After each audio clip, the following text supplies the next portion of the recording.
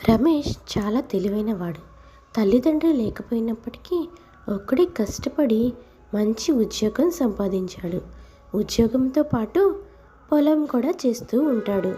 అలా రమేష్ చాలా కష్టపడి పనిచేస్తూ ఉంటాడు. ఇంకా తన పనులన్నీ తానే ఒంటరిగా చూసుకుంటూ ఉంటాడు. కానీ ఎన్ని పెళ్లి సంబంధాలు చూసినా రమేష్ ఒంటరిగా ఉంటాడు అనే ఒక్క కారణంతోనే ఎవ్వరూ పిల్లనిచ్చేవాళ్ళు కారు. ఎక్కడికి వెళ్ళినా సరే అదే ఒక కారణంగా చూపించి రమేష్కి అసలు పెళ్లి సంబంధాలే కుదిరేవి కాదు. ఇలా ఉండగా ఇంకో పక్క ప్రమీల చాలా పిసినారిది. ఒకరోజు ప్రమీల తండ్రి ప్రమీల దగ్గరికి వచ్చి ఇలా అంటాడు, ఏమ్మా ప్రమీల, రోజులాగానే ఇవాళ కూడా చారన్నమే వండావా, లేకపోతే ఏదైనా కూరగాయలు తీసుకొచ్చి భోజనం చేసావా? అదేంటి నాన్న అలా మాట్లాడుతున్నావు? మన పక్కింట్లో పెళ్లి జరుగుతుంది కదా, వాళ్ళింట్లో భోజనాలు చేద్దాం. ఎందుకు మన ఇంట్లో అనవసరంగా కూరగాయలు ఇంకా బియ్యం ఖర్చు పెట్టాలి నాన్న? అదేంటి ప్రమీల, వాళ్ళు అసలు మనల్ని పెళ్ళికి పిలవనే లేదు కదా, వాళ్ళకి మనకి ఎన్నో సంవత్సరాలుగా మాటలు లేవు, మరి వాళ్ళ ఇంటికి వెళ్ళి మనం ఎలా భోజనం చేస్తామమ్మా? అబ్బా, నీదొక చేసేస్తాం నాన్న. అంతమందిలో ఎవరొచ్చారు ఎవరు రాలేదని వాళ్ళకెలా తెలుస్తుంది? వెళ్ళి సైలెంట్గా 2 ముద్దలు తినొచ్చేద్దాం. మన ఇంట్లో ఒక్క పూటైనా భోజనం ఖర్చు మిగులుతుంది కదా. ప్రమీల, ఎందుకమ్మా అలాగా? మనకేమైనా తినడానికి తక్కువ ఏంటి? పైగా మనం ఏమన్నా పేదరికంలో ఉన్నామా? కొద్ది గొప్ప మనకున్నది మనకుంది కదా. ఎందుకు నువ్వు ఇలా పిసినారిగా బిహేవ్ చేస్తున్నావు? అయినా అలా పిలవని పేరంటానికి ఎవరైనా వెళ్తారా? నువ్వు చాలా హద్దులు మీరుతున్నావు పిసినారితనంలో మాత్రం. నాన్న, ఇదంతా నువ్విప్పుడు చెప్పేదే నేను వినేదే. పద వెళ్ళి భోజనాలు చేసేసొద్దాం, లేకపోతే ఈరోజు ఆకలితో పస్తులు పడుకోవాల్సి వస్తుంది అని తండ్రి ఎంత చెప్పినా ప్రమీల వినదు. ఇలా కూతురి పిసినారితనంతో విసిగిపోతున్న రంగయ్య కూతురికి ఎలాగైనా మంచి సంబంధం చూసి పెళ్లి చేయాలి అని అనుకుంటాడు. రంగయ్యకి రమేష్ అంటే మంచి అభిప్రాయమే ఉంటుంది. ఒకరోజు రంగయ్య రమేష్ని కలిసి ఇలా అంటాడు, ఏం రమేషు, మొన్నేదో పెళ్లి సంబంధానికి వెళ్ళావు కదా, ఆ పెళ్లి సంబంధం ఏమైంది? పెళ్లి కుదిరినట్టేనా? ఏం చెప్పమంటారు రంగయ్య గారు, ఆ సంబంధం కూడా కుదరలేదు. అన్ని సంబంధాల్లాగానే అది కూడా నువ్వు ఒంటరిగా జీవిస్తావు, నీకు వెనక ముందు ఎవ్వరూ లేరు అని వాళ్ళు కూడా పిల్లనివ్వను అని చెప్పేశారు. అది నా తప్పెలా అవుతుందండి? చిన్నప్పుడే తల్లి చనిపోయింది, కొద్దిగా వయసు వచ్చాక తండ్రి చనిపోయాడు. ఇప్పుడు నా కష్టం మీద నేను బ్రతుకుతున్నాను. ఇప్పటికిప్పుడు కుటుంబాన్ని తీసుకురావాలంటే నేను తీసుకురాలేను కదా.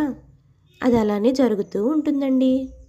అయితే రమేష్, నీకు ఒక మంచి పెళ్లి సంబంధం తెచ్చానయ్యా. అదే మా కూతురు ప్రమీల, నీకు తెలుసు కదా, అమ్మాయి చాలా అందంగా ఉంటుంది. ప్రమీలకు కూడా నువ్వంటే ఇష్టమే. నేను ప్రమీలను కనుక్కొని వచ్చాను. నువ్వు మరి ప్రమీలని పెళ్లి చేసుకోవడం నీకు ఇష్టం అంటే నేను వెళ్ళి మాట్లాడతాను. నీకు వెనక ముందు ఎవరూ లేరని నాకు తెలుసులే అయ్యా. నేను కూడా ఈ ఊర్లోనే ఉంటాను కదా. ఇప్పటి నుంచి మీ ఇంటి పెద్దగా నేను ఉంటాను. ఇందులో అంత కొంపలు మునిగిపోయే విషయం ఏమీ లేదు. పైగా నాకు ఒక చిన్న స్వార్థం కూడా ఉంది లేవయ్యా. నా కూతురు నా కళ్ళ ముందే ఉంటుంది అని. అందుకే నిన్ను అడుగుతున్నాను, ఆలోచించుకొని చెప్పు మరి. ఇంకా ఆలోచించుకొని చెప్పేదే ఉందండి. మీరన్నీ వివరంగా చెప్పారు. నాకు కూడా ఈ ఊర్లో సంబంధం అయితేనే మంచిదనిపిస్తుంది. ఎందుకంటే నేను ఉద్యోగానికి వెళ్తాను, వచ్చిన దగ్గర నుంచి పొలం పనుల్లో బిజీగా ఉంటాను. అమ్మాయి కొద్దిసేపు మీ ఇంటి దగ్గర ఉండాలన్నా పక్క ఇళ్ళే కాబట్టి అంతలా ఇబ్బంది ఏముండదు అనిపిస్తుంది. నాకు మీ అమ్మాయిని పెళ్లి చేసుకోవడం ఇష్టమే అని అంటాడు రమేష్. ఇంకో పక్క ప్రమీల తన స్నేహితురాలతో ఇలా మాట్లాడుతుంది, నేను పెళ్లి చేసుకోబోయేవాడు చాలా ఆస్తిపరుడై ఉండాలి. పైగా పెత్తనమంతా నా చేతిలోనే పెట్టాలి. అక్కడ కూడా నేను పొదుపు చేసి ఇలానే జాగ్రత్తగా ఉంటాను. అబ్బా, నోరు మూసుకోవే. నీది పొదుపని ఎవరు అనరు, నిన్ను పిసినారి ప్రమీల అంటున్నారు. నీకే తెలియటం లేదు. అయినా ఎవరు చెప్పినా నువ్వు మారవు. అసలు నిన్ను పెళ్లి చేసుకోవడానికి ఎవరైనా వస్తారంటావా? నాకది డౌటే. ఎందుకంటే మన చుట్టుపక్కల అన్ని ఊర్లో తెలిసిపోయింది నువ్వు చాలా పిసినారిదానివి అని. ఈ రోజుల్లో నీలాంటి అమ్మాయిని ఎవరు కోరుకోరే. ఏంటే నువ్వు మాట్లాడేది? నిజంగా నాకు పెళ్ళి కాదంటావా ఏంటి? అయినా పోవే, నీకు నేనంటే బాగా అసూయ, అందుకే ఇలా మాట్లాడుతున్నావు. అని అక్కడి నుంచి వెళ్ళిపోతుంది ప్రమీల. ఇంకా రంగయ్య ప్రమీల దగ్గరికి వచ్చి రమేష్తో తన పెళ్లి గురించి చెప్తాడు. చూడమ్మా, నీ పిసినారితనానికి రమేష్ అయితేనే నిన్ను భరించగలడు. ఎందుకంటే అత్తమామ లేరు, ఆడబిడ్డల పోరు అస్సలే లేదు. ఒక్కగానొక్కడు, నిన్ను చాలా జాగ్రత్తగా చూసుకుంటాడు. పైగా నీకేదన్నా ఇబ్బంది వస్తే మన ఇల్లు పక్కనే ఉంది, నీకు ఎలాంటి ఇబ్బంది ఉండదు. ఇంతకన్నా మంచి సంబంధం నేనైతే తీసుకురాలేనమ్మా. తండ్రి అన్న మాటలకి ప్రమీల కొద్దిసేపు ఆలోచించి, నాన్న, రమేష్ మంచివాడేనా? చెప్పినట్టు వింటాడా? చూడమ్మా ప్రమీల, రమేష్ కన్నా మంచి వ్యక్తి మన ఊర్లోనే ఎవ్వరూ లేరు. పైగా నిన్ను భరించాలంటే ఆ అబ్బాయితేనే సరిపోతాడు. ఇక నీ ఇష్టం, నేనైతే నీకు పెళ్లి సంబంధాలు తేలేనమ్మా. సరే నాన్న, నేను రమేష్ని పెళ్లి చేసుకుంటాను అని అంటుంది ప్రమీల. వెంటనే వెనక ముందు ఆలోచించకుండా రంగయ్య రమేష్ ఇంకా ప్రమీలకి పెళ్ళికి ముహూర్తాలు పెట్టిస్తాడు. తొందరలోనే పెళ్లి కూడా చేస్తాడు. పెళ్ళైన తర్వాత కొద్ది రోజులు రమేష్ ఇంకా ప్రమీల బాగానే ఉంటారు. కొద్ది రోజులు గడిచిన తర్వాత ప్రమీల ఇంకా తన పిసినార్తనాన్ని మొదలు పెడుతుంది. ఒకరోజు రమేష్ ఏదో బ్యాగ్ తీసుకుని వెళ్తుంటే ప్రమీల ఆపుతుంది. ఏవండి, ఆగండి, ఏంటా బ్యాగు? ఏముంది అందులో? దాన్ని తీసుకుని ఎందుకు బయటికి వెళ్తున్నారు? అదా ప్రమీల, అదేం లేదు. పాత దుప్పట్లు కొన్ని ఉన్నాయి, అవి ఎలాగూ కప్పుకోవడానికి పనికిరావు. అందుకే వాటిని బయటపడేద్దామని తీసుకెళ్తున్నాను. చలికాలం వస్తుంది కదా, అందుకే కొత్త దుప్పట్లు కొనుక్కుందామని. అదేం అక్కర్లేదండి, ఆ బ్యాగ్ ఎక్కడ పెట్టండి. అలా చినిగిపోయినవన్నీ పడేస్తే ఎన్నని కొనుక్కుంటాం. వాటిని నేను పాత గుడ్డలతో కలిపి కుట్టేసి మంచిగా తయారు చేస్తాను. వాటిని మనం వాడుకోవచ్చు. అలాగే కానీ ఇలా ప్రతి వస్తువుని వృధా చేయొద్దు. ఈరోజు నుంచి ఇంట్లో ఏం చేయాలన్నా, ఏ వస్తువు వాడాలన్నా నన్ను అడిగి వాడండి. దీన్ని ఎలా పడితే అలా ఖర్చు పెట్టి వృధా చేయొద్దు, అర్థమవుతుందా అని చెప్తుంది. రమేష్కి కొద్దిసేపు ఏం అర్థం కాకపోయినా భార్య ఏదో పొదుపు చేయాలని చూస్తుంది అని ఆలోచించి సరే అని అక్కడి నుంచి రమేష్ తన పనిలోకి వెళ్ళిపోతాడు. అలాగే ప్రమీల అప్పుడప్పుడు తండ్రి దగ్గరికి కూడా వెళ్ళి వస్తూ ఉంటుంది. తండ్రి కూడా ఇక్కడ ఉన్నట్లు అక్కడ ఉండొద్దు, నీ పిసినారితనాన్ని తగ్గించుకో అని చెప్తూ ఉంటాడు. కానీ ప్రమీల ఎవరి మాట వినదు. ఒకరోజు రంగయ్య రమేష్ని కలుస్తాడు. ఏం రమేష్, ఎలా ఉన్నావు? అమ్మాయి అంతా బాగానే ఉంటుంది కదా, నిన్నేం ఇబ్బంది పెట్టడం లేదు కదా అని అడుగుతాడు రంగయ్య. దానికి రమేష్ కొంచెం పొదుపు ఎక్కువగా చేస్తుంది, కానీ తనైతే బాగానే ఉంటుంది మావయ్య అని సమాధానం ఇస్తాడు. ఆ తరువాతి రోజు రమేష్ ప్రమీల దగ్గరికి వచ్చి, ప్రమీల, ఏంటి కొద్ది రోజుల నుంచి రోజు నువ్వు రసమే చేస్తున్నావు? నేను రోజు నీకు కూరగాయలు తెచ్చిస్తున్నాను కదా, మరెందుకని కూరలు వండడం లేదు? మరి ఆ కూరగాయలన్నీ ఏం చేస్తున్నావు అని అడుగుతాడు. అదేంటండి అలా మాట్లాడుతున్నారు?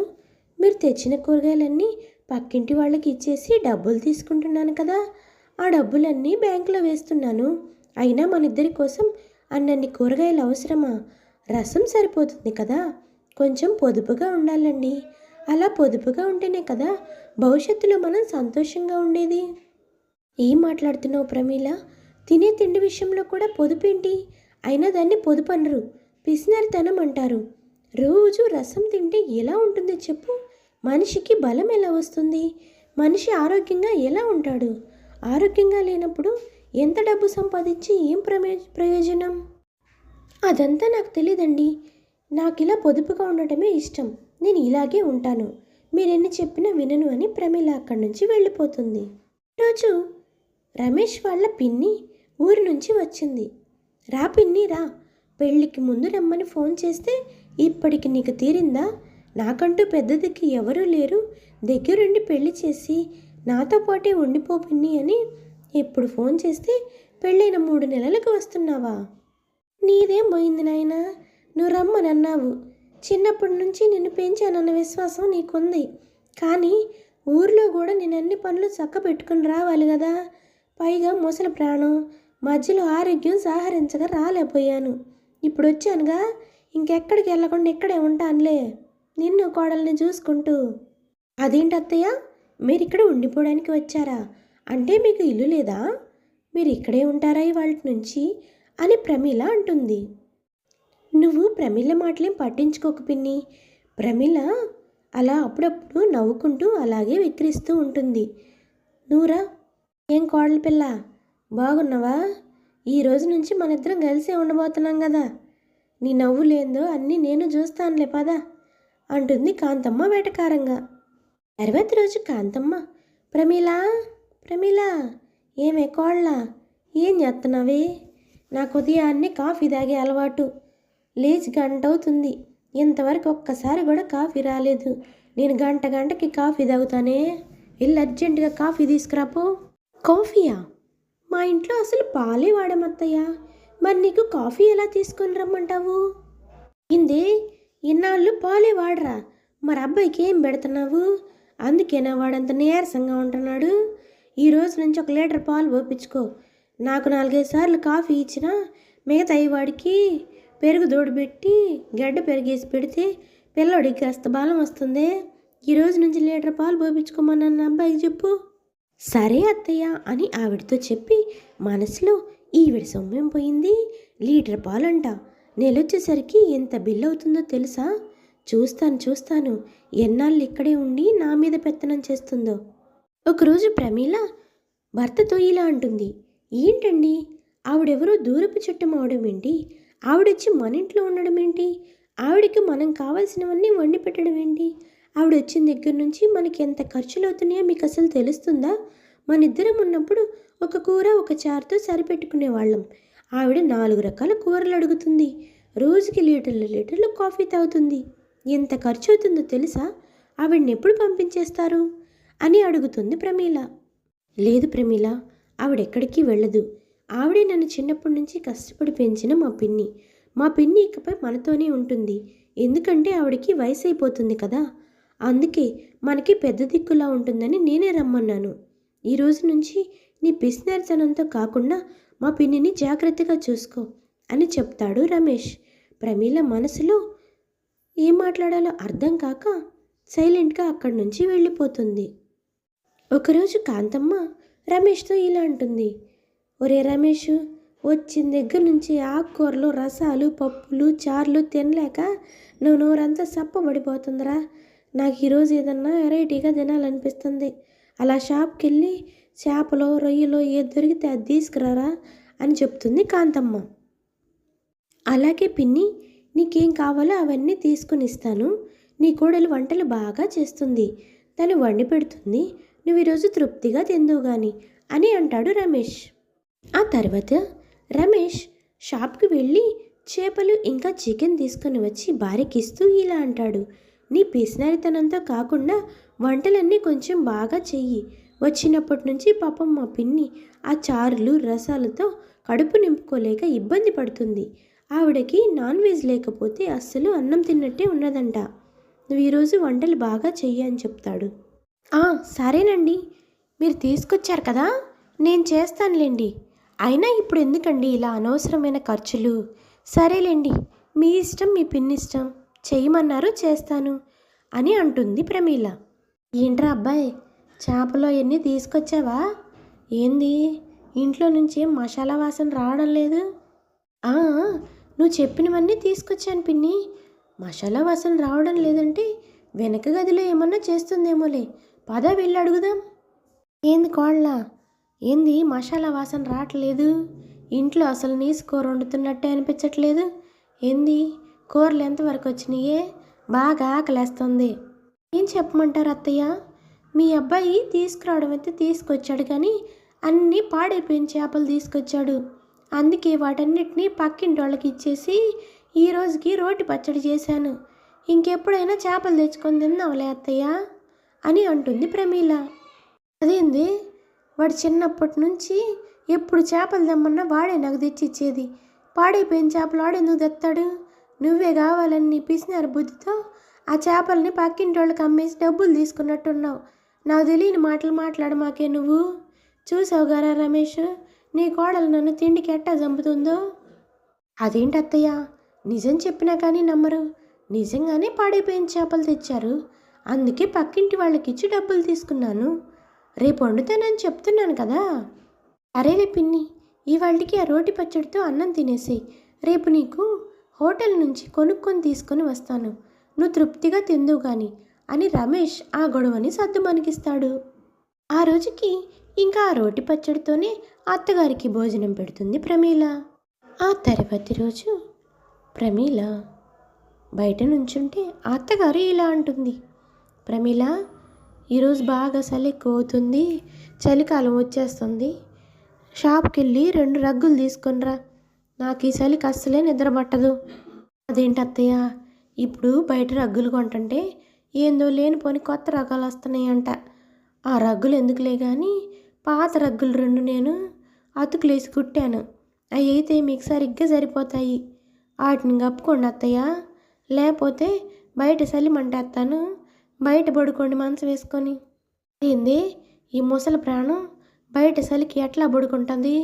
పైగా రగ్గులు లేకపోతే నా వల్ల కాదు. నువ్వు పెట్టే తిండికి కనీసం సరైన నిద్ర కూడా బానివ్వని నాకు రగ్గులు కొనుక్కు రావాల్సిందే. అత్తయ్య, నేను చెప్పాను కదా, కొత్త రగ్గులు కొంటుంటే లేనిపోని రోగాలు వస్తున్నాయంట. బయట వాతావరణం ఎలా ఉందో నీకు అస్సలే తెలియడం లేదు. నేనంతా నీ ఆరోగ్యం కోసమే చెప్తున్నాను అత్తయ్య. రగ్గులైతే కొనలేను కానీ పాత రగ్గులున్నాయి, ఇస్తాను, కప్పుకోండి. కోడలు పెట్టే తిండికి కనీసం నిద్ర కూడా లేకుండా ఉండలేక కాంతమ్మ ఒకరోజు కొడుకు రమేష్తో ఇలా అంటుంది. ఒరే రమేష్, నేను మనూరు వెళ్ళిపోతానురా. మీ భార్య పెట్టే తిండికి కనీసం నిద్ర కూడా బానియట్లేదురా. ఈ చలికాలంలో నేను గనక అది చెప్పినట్టు బయట మంచం వేసుకొని పడుకున్నానంటే ఆ చలికి గడ్డ గట్టుకుపోయి చచ్చిపోతానయ్యా. నాకెందుకు వచ్చిందయ్యా? ఉన్న దాంట్లో ఒక ముద్ద తిని హాయిగా ఆ పల్లెటూరులోనే పడుకుంటాను. నేను వెళ్ళిపోతానురా అని అంటుంది. అది కాదు పిన్ని, తను చిన్నగా మారుతుందిలే, మనమే నిదానంగా మార్చుకోవాలి అని రమేష్ ఎంతలా నచ్చ చెప్పాలని చూసినా కాంతమ్మ పిన్ని మాత్రం ఒక్క క్షణం కూడా ఆగకుండా ఊరు బయలుదేరి వెళ్ళిపోతుంది. రమేష్ ప్రమీలతో ఇలా అంటాడు. చూసావా ప్రమీల, నీ పిసినారితనం ఎంత పని చేసిందో. రాక రాక మా ఇంటికి వచ్చిన పిన్ని నీ పిసినారితనం చూసి భయపడి వెళ్ళిపోయింది. ఇలా మన ఇంటికి ఎవరూ రాకపోతే మన ఇద్దరమే ఒంటరిగా జీవించాలి ప్రమీల. ఇకనైనా మారు అంటాడు రమేష్. ఏంటి, మీ పిన్ని వెళ్ళిపోయిందా? అయితే ఈ రోజు నుంచి మన ఇంట్లో ఒకళ్ళకి భోజనం ఖర్చు తగ్గినట్లే అని ప్రమీల సంతోషపడుతూ ఉంటుంది.